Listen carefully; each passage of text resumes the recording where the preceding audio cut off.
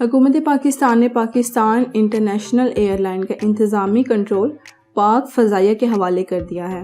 پاک فضائیہ کے باوردی افسران اگلے 3 سے 4 سال تک PIA کو چلائیں گے۔ حکومت کی جانب سے یہ قدم ایئر مارشل ارشد ملک کے PIA میں بہترین کام کرنے کی وجہ سے اٹھایا گیا ہے۔ وزیر اعظم عمران خان نے ایک ہائی لیول میٹنگ کی صدارت کی جس میں army chief general Qamar Javed Bajwa, air chief marshal Mujahid Anwar Khan سمیت اہم وزراء نے شرکت کی۔ اس اجلاس کے دوران PIA کا کنٹرول پاک فضائیہ کو دینے کی منظوری دی گئی۔ میٹنگ میں پاک فضائیہ کے افسران کو 3 سالہ ڈیپوٹیشن پر PIA میں بھجوانے کی منظوری بھی دی گئی۔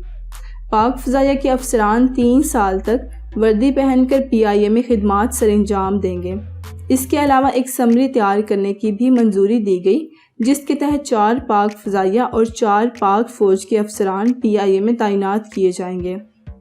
ایئر مارشل ارشد ملک کو عارضی طور پر PIA کا CEO تعینات کیا گیا تھا، لیکن اب اس بارے میں باقاعدہ اشتہار دیا جائے گا۔ اشتہار دیکھ کر یہی لگتا ہے کہ یہ خاص طور پر ارشد ملک کے لیے ہی بنایا گیا ہے اور وہی PIA کے 3 سال تک کے لیے CEO ہوں گے۔